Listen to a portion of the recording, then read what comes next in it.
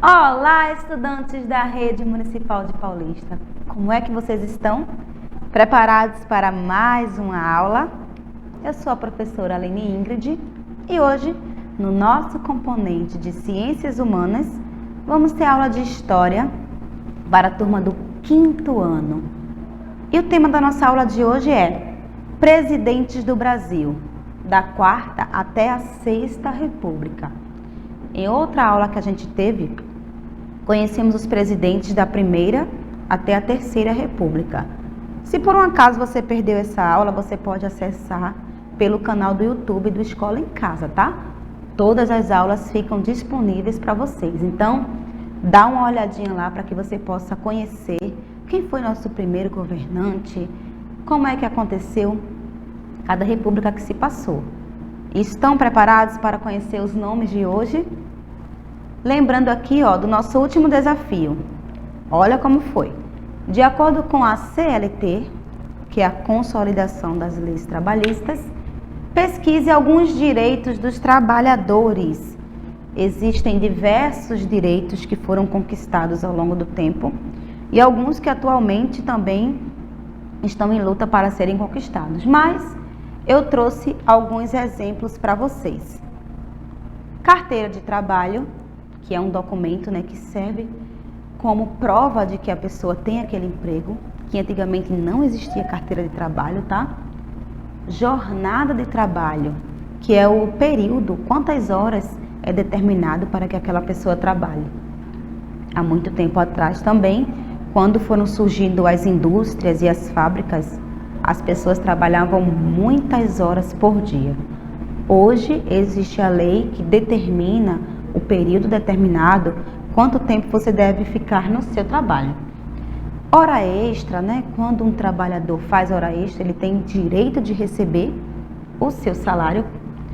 Descanso semanal, salário mínimo também, que foi uma luta dos nossos representantes para que as pessoas tivessem essa base mínima salarial, não recebesse abaixo do valor determinado, acima sim, mas abaixo não pode. Adicional noturno, as pessoas que trabalham entre 10 horas da noite até 5 horas da manhã, elas têm esse direito de receber esse acréscimo. Férias também, 30 dias de descanso do trabalhador. E o FGTS, que é esse fundo que serve para proteger o trabalhador em caso de necessidade de alguma justa causa. Então, dentre diversas leis trabalhistas, eu trouxe para vocês esses exemplos, que são leis que existem hoje e que servem aí para ajudar os trabalhadores. Agora vamos lá, na nossa última aula, nós vimos aí a questão dos presidentes. Passamos por diversas repúblicas, República da Espada, oligárquica, Era Vargas, a populista, ditadura e tivemos também a Nova República. Lembrando que o Brasil é um país onde as pessoas escolhem os seus representantes através do voto. Então existem as eleições, as pessoas que são maiores de idade, elas fazem a sua escolha e determinam quem vai governar o país. E que antigamente também não era dessa forma que acontecia, O Brasil, por muito tempo, ele foi uma colônia de Portugal, era como se fosse um pedaço de Portugal separado. E quem governava por aqui eram os portugueses, eram os reis, os monarcas. E depois de muita luta dos brasileiros, começamos a ter aí o direito de escolha, e que hoje em dia também as pessoas têm esse poder de escolher os seus representantes.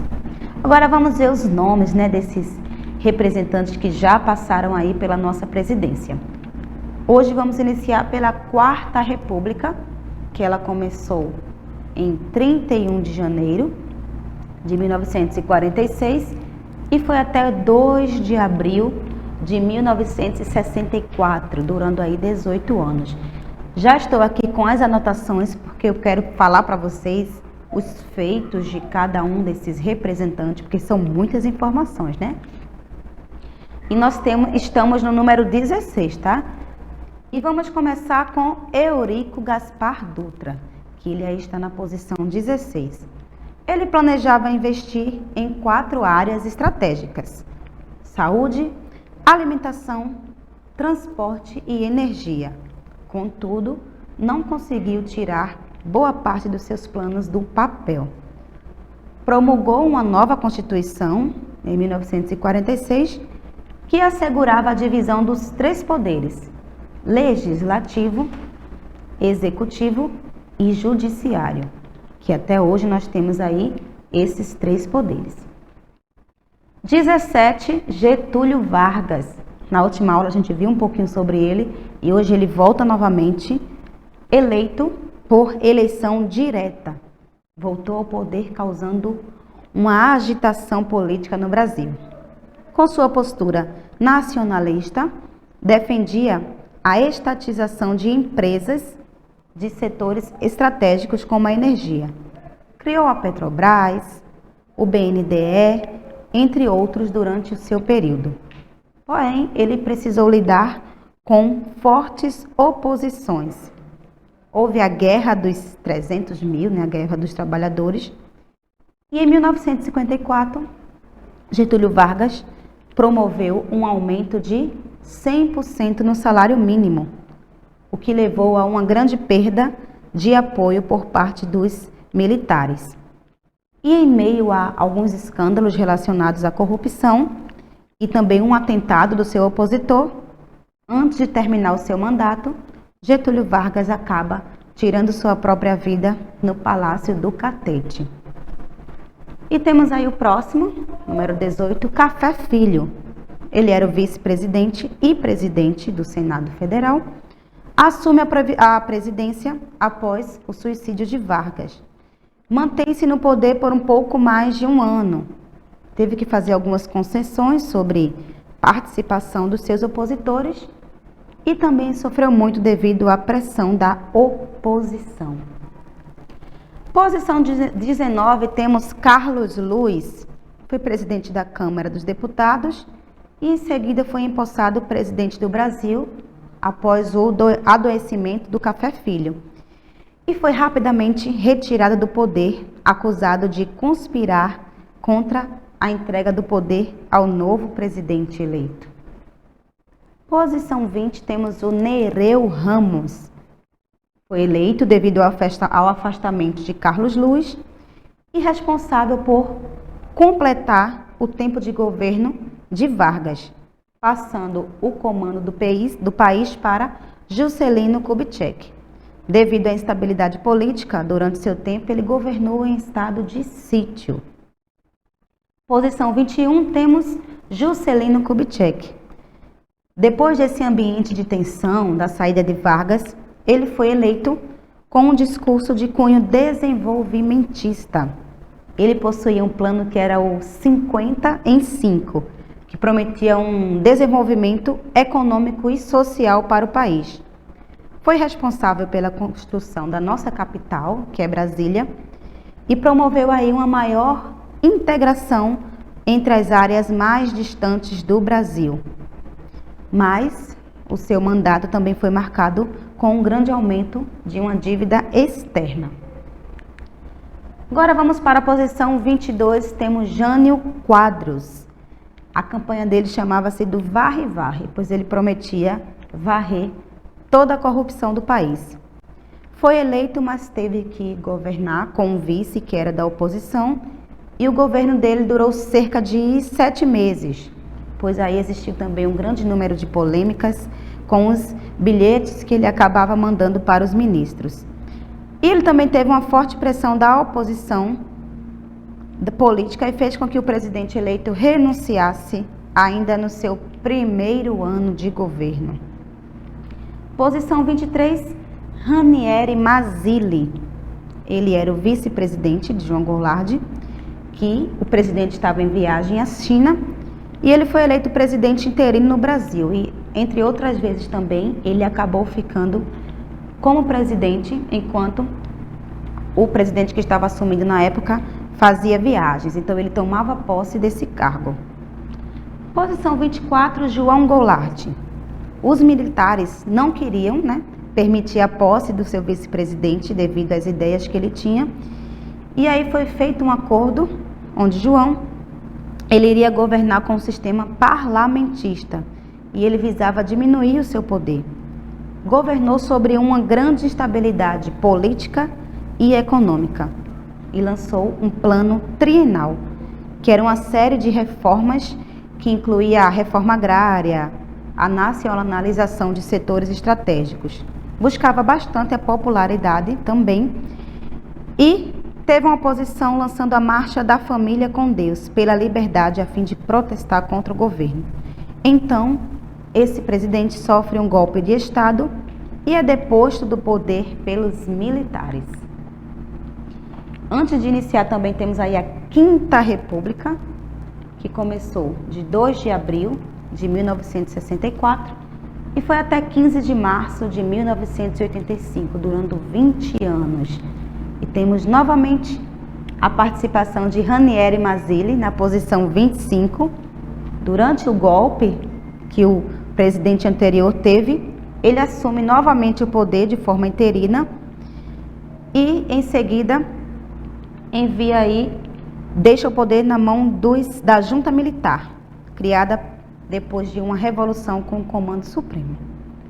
Número 26, Castelo Branco. Foi eleito após a promulgação de um ato institucional através de uma eleição indireta. Decretou uma série de atos institucionais e uma nova Constituição, onde pôs fins ao partido políticos e implantou o bipartidarismo, aumentando assim o poder da presidência do Brasil.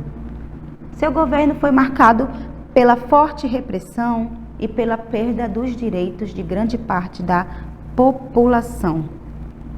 Aplicou reformas no âmbito bancário, financeiro e tributário, pois ele visava controlar mais a economia do país.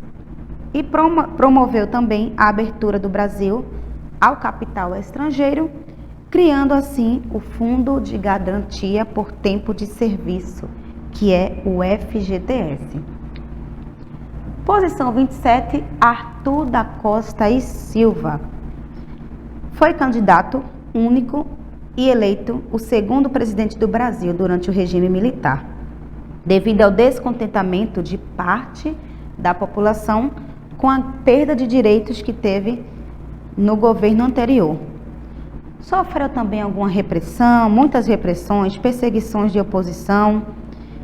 Teve um crescimento econômico no seu governo e investiu no sistema de transportes. Tinha o intuito de promover uma reforma política. Entretanto, sofreu um acidente vascular antes de assinar o decreto. Arthur Costa ele veio a falecer no mesmo ano que chegou a sofrer esse acidente. Temos Pedro Aleixo, que foi impedido de tomar posse devido à junta militar que não deixou. E ele foi um advogado, jornalista, professor e político brasileiro. Também foi deputado estadual, deputado federal e ministro da Educação no governo do presidente Castelo Branco. Temos a participação também da junta militar, que eram 3 militares que faziam parte: o almirante Augusto, ministro da Marinha, general Aurélio, ministro do Exército, e o brigadeiro Márcio de Souza, que era ministro da Aeronáutica. Ficaram pouco tempo, de agosto até outubro de 1969. Seguido deles, na posição 28, temos Emílio Médici. Após o impedimento do vice-presidente Costa e Silva chegar ao poder e seguido da junta militar, ele passa a governar o nosso país e o seu governo fica conhecido pelo milagre econômico. Tivemos um grande crescimento econômico, mas também o aumento de uma dívida externa do Brasil.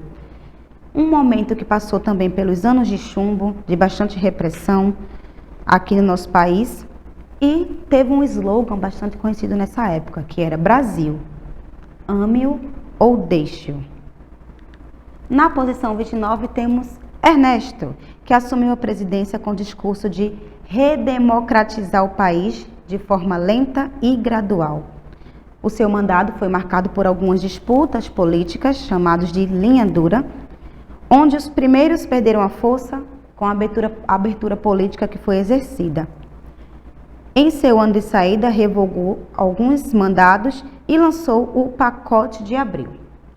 Posição 30, temos João Batista de Oliveira Figueiredo. Deu continuidade ao processo de abertura política de forma lenta, gradual e segura, de acordo com os moldes do governo anterior. Fez com que os opositores se encontrassem no exterior, fizessem retomar o seu exílio. Organizou a reforma partidária e, em 1982, ocorreram as primeiras eleições diretas regional, que foi um movimento conhecido por Diretas Já. E vamos para a Sexta República, que deu início em 15 de março de 1985 até a atualidade. Então, até os dias de hoje, estamos na Sexta República. E temos aí, iniciando, Tancredo Neves, que embora tenha ouvido esse movimento de eleições diretas, ele não chega a ser eleito presidente porque ele foi internado às pressas e chegou a falecer. Então, ele não tomou posse. Na posição 31, temos José Sarney. Posição 32, Fernando Collor. Posição 33, Itamar Franco. 34, Fernando Henrique Cardoso. Posição 35, Luiz Inácio Lula da Silva. Posição 36, Dilma Rousseff. Posição 37, Michel Temer. Posição 38, Jair Messias Bolsonaro, que atua até os dias de hoje. Esses presidentes que eu citei agora há pouco, eu não vou poder falar muito para vocês, porque o tempo da nossa aula acabou. Mas vocês podem pesquisar sobre cada um deles e descobrir quais foram os projetos que eles trouxeram, quais foram as coisas que eles conquistaram para o nosso país. E tem um desafio para vocês, tá? Pesquise, leia e escute o hino nacional brasileiro. Se você não conhece o hino nacional, está aí lançado o desafio. Você vai explorar as letras desse hino. O que é que ele traz? Ele fala sobre a história do nosso país, mas em detalhes aqui. Na próxima aula eu vou trazer essa letra para que a gente possa analisar, tá certo? Espero que você tenha gostado da nossa aula, que você tenha conhecido aí todos os presidentes que passaram pelo nosso país e que estão até hoje também governando. Um grande beijo e até a próxima aula. Tchau, tchau!